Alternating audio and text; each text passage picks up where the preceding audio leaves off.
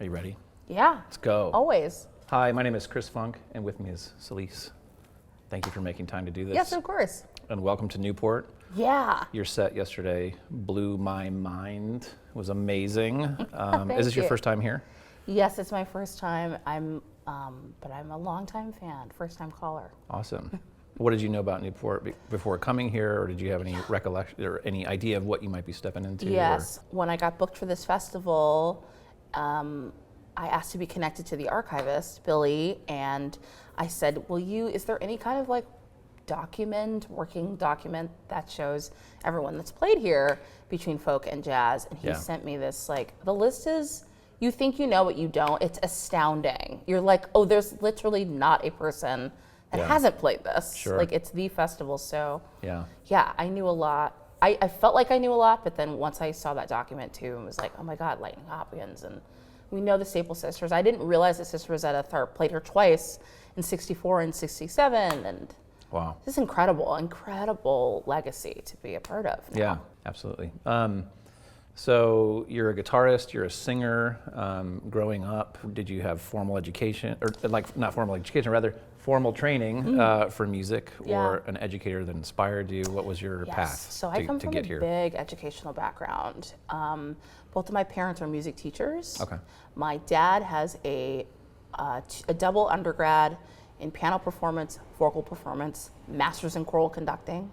Wow. My mom has a double undergrad in violin performance, vocal performance, master's in choral conducting. Wow. So I grew up playing guitar. Actually, is something that came to me late in life. I grew up playing classical piano and then drums and saxophone and flute, and I'm just one of those people that always was sort of moving around on things. But yeah, how people have sort of like sports households. We were a music household, and everybody had to. I have two sisters. Everybody has to pick an instrument, and you got to stick to it. And you got to take lessons once a week, and it was frustrating as a young person because I was like, oh my God, this sucks. But now as an adult, oh my God, I'm so grateful that I had that a lot of that basic theory knowledge, because I've used it to transfer to all different kinds of things like guitar. Sure. And what was you played piano first? Yeah, classical piano was like my sort of home base. That and singing were, because both my parents, they said pick an instrument, but really was like pick violin or play piano because that's what they both played. Sure. But yeah. And what was the moment where you switched to a different instrument? And did your parents raise their eyebrows or anything? So my mom has taught between elementary school and high school. Yeah. When we were in elementary school, she was the music teacher for our elementary school, and after school, my older sister and I would come to her sort of classroom area, and she would always have about an hour of work left to do. So she would give my older sister and I each week these sort of beginner, J.W. Thompson books to play hot cross buns and whatever, but would give us a different instrument each week. Wow. And it was sort of an interesting thing that, you're just playing 3-4 notes, but it sort of piqued my interest early on. And at the time, I wasn't going to different instruments necessarily thinking about it seriously. I just was like, this is fun. Right. But then I ended up being like, oh, wait, guitar, interesting. And you, I would say you stepped very far away to some degree from maybe your classical upbringing or this trained upbringing, even though I would believe that you are using a lot of your techniques on the guitar. Yeah, totally, sure. And what led you to playing very electric guitar? Like I said, it sort of came late in life. I've only been playing, I guess 7 years now, 7 or 8 years, something like that. Dude. People are always like, Wow. what? But to be fair, like I said, I was coming from a lot of training from other stuff. So it wasn't like I was just music 8 years ago. But I am a very obsessive person. When I find something I like, I'm like I took a beginner acoustic guitar class at a junior college when I was 17 or 18. Yeah. And I learned 4 chords and I could badly play an F bar chord. Right. I mean, after 5 minutes of trying to adjust. Right. So I had years of kind of you learn 4 chords so you can play thousands of songs, really. Sure. But then it was, I have a history in theater. One of the shows I did was the Broadway revival of Godspell. And I was a principal cast member in that show. And in the show, for my particular number, I was playing different instruments. Like I started on the ukulele, and then I ended up at the end of the number, I had an electric guitar in my hands. I didn't know how to really play it, so I was just kind of like chunking along while the two guitarists in the actual band were like wailing. Shredding, yeah. And I remember at the end of the night, every night, I'd always be like, man, like this just feels like what a waste to have this thing in my hands and not to be able to do anything with it. So once that show closed, I randomly on a whim bought a 1964 Harmony Rocket on eBay. Great guitar. Literally because it was cute, based on nothing else. I was just like, oh, it's really cute, so I'm gonna get this.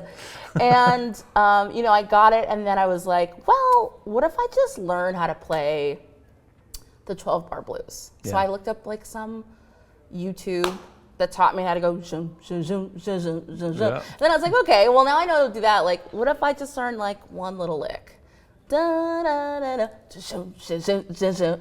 And like very quickly, all of a sudden music sounded different to me now, because now I'm listening to guitar in a different way. Yeah. And I just became just really obsessive about it, truly. So, I mean, now, interestingly enough, I just was with Allison Russell doing this rehearsal, and we're really meeting for the first time. And she said something to me sort of like, so yeah, you're getting, coming into your own as a songwriter and a singer. I know you're a guitarist. And I was like, this is it's incredible. But a lot of people assume that I am a guitarist and that I might do other things. And I'm like, oh, this is like a little cute side hustle. Like, you know what I mean? I'm like, that has become this thing. And it's absolutely, really getting into electric guitar, focused my music, focused my attention, but it very much was sort of this like surprise love affair. Yeah, I think that makes sense to me as I'm not a singer, but I'm a guitarist among other things. Yeah. You as an amazing singer, and the way you play guitar is to me very melodic and lyrical. And it's a little cliche to say, but it's that's a very nice compliment. Do you find that in your playing? I can see it like before you play a note, you would do this thing on stage. You'd be like it's about to just like manifest. And is it coming from the same place as singing? That's such a nice observation. The greatest thing that guitar has given me, I think, is before electric guitar, coming from like a sort of a classically trained in these other ways, also coming from a theatrical background, like all these things where a certain kind of like attention to detail and execution is really important. Before electric guitar, I don't think I was entirely present for the music. I think I was getting on stage and presenting a thing, but I wasn't really in the moment. And then when I got a guitar and I'm just working things out, it's like I have no technique. I'm just kind of finding things as I go. Yeah. So it sort of kind of in the best way has forced me into a certain level of immediacy. Right. Where it's like, I don't have, to a certain extent, it's like, I don't have enough, quite frankly, technique to be able to have all these things planned. I'm like up here being like, okay, this is where it's gonna go. But then the great thing about it is it brings all the music there. All of a sudden there's this sort of aliveness that wasn't there before. So I wouldn't say that I'm necessarily on stage thinking, oh, this is the melody that I want to play. But because I am a singer and I do naturally think melodically, I hope that just sort of translates in what I do. I think so. I want to talk a little bit about songwriting. Yeah. So songwriting, you being somebody who was classically trained, you've been in theater productions, it's all prescribed music. What was the moment where, and I say that, is a cool thing, like something that's been written down and we perform it and interpret it. Yeah. What's the moment where you're like, I got this, I'm gonna start writing songs? Yeah, so I had always sort of been writing songs without really knowing it, even as a kid.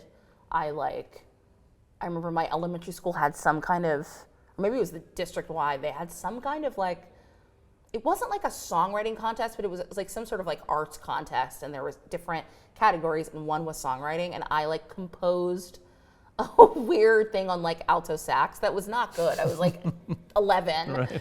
But I always had something that I needed to communicate, and Yeah, I had a bunch of years, probably starting when I was like, I don't know, 17 or 18, where I would write something, not even necessarily thinking about performing it for anybody. Yeah. And then I'd write something, and then maybe some months would pass, and I'd have a friend go, let me just play you something.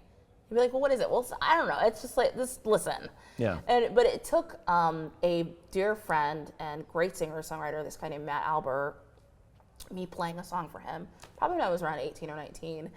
And I was like, I have this little thing. And he was like, you are a songwriter, honey. That's a song. And it's a great song. Amazing. And just call yourself that and feel like you have the license to do that. And he really sort of gave me this confidence to start exploring in that way. And then all these years later, when I was doing Godspell, I was in this experience fulfilling a dream. I'd always wanted to be on Broadway. I always wanted to be a principal actress on Broadway. And I remember very distinctly on the opening night looking around at all my castmates and all this joy that they had. It was like so clear that everybody was like it was the pinnacle of the thing. And I remember being super happy, Right. but being so connected to the fact that I'm like, I have more to say than the Right. confinements of somebody else's words. I just have more to say. So Yeah. when that show closed, I called my agents and I said, I'm going to stop doing this kind of work for right now, and I'm going to focus my energy 100% on my own thing. Wow. And now here we are. Wow. Good for you. Yeah, Amazing. thanks. Thanks for talking with me. Yeah, of course. Celisse.